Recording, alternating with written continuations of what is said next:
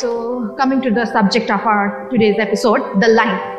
यो the line भन्ने word चाहिँ कसरी डिराइभ भयो, तपाईको कन्सेप्टमा चाहिँ कसरी आयो कि यो द लाइन भन्ने सब्जेक्टमा चाहिँ हामी चर्चा गर्नुपर्छ. What is the concept behind it?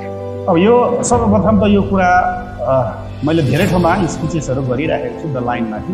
The line के हो भन्दाखेरि साउदी अरबियामा, विशेष स्टुडेन्टहरूले ध्यान दिनु, साउदी अरबियामा एउटा यस्तो मार्केट बनिँदैछ जो मार्केट चाहिँ 170 किलोमिटर कालेबुङदेखि नै नाप्यो भने यहाँदेखि एरियल डिस्टेन्समा भन्दा झन्डै मालदा पुग्छ होला. 170 किलोमिटर झन्डै मालदा जतिको टाढो मार्केट बनिन्छ जसको आधा किलोमिटरको अनि लेन्थ चाहिँ त्यति ठुलो छ र ब्रेथ चाहिँ झन्डै झन्डै आधा किलोमिटर जतिको ब्रेथलाई लिएर यति ठुलो बजार बनिँदैछ जसको नाम चाहिँ द लाइन हो.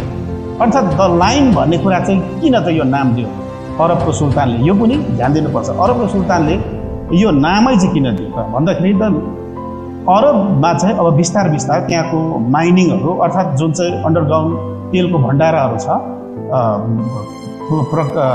प्रकृतिमा त्यो केही हदसम्म घटेर जाँदैछ, अर्थात् कम हुँदै जाँदैछ. अर्थात् अहिलेको जुन प्रकारको इनोभेसन्सहरू छ, नयाँ नयाँ गाडीहरू, इलेक्ट्रोनिक कारहरू आए, यसले पनि उनीहरू घबराहटमा परे. त्यसमा पनि उनीहरू घबराहटमा परेको कारणले गर्दा उनीहरूले सोच्दैछ होइन सायद तेलकै माथि मात्रै हामीले ध्यान राखिबस्यो भने आउँदो दिनहरूमा हाम्रो इकोनोमी धराशायी हुन्छ अनि जुन प्रकारको हाम्रो एउटा विश्वमा जुन रेस्पेक्ट छ हामी धन्याद्य कन्ट्रीहरूमा आउँछौँ भने सायद फ्युचरमा यो रहँदैन. त्यसो भए हामीले एउटा नयाँ दिशातिर कुद्नुपर्छ, नयाँ कामको योजना बनाउनुपर्छ जसले चाहिँ भविष्यमा हामी अरबियनहरू सुरक्षित इकोनोमिकली सुरक्षित होस् भन्ने उद्देश्य राख्यो.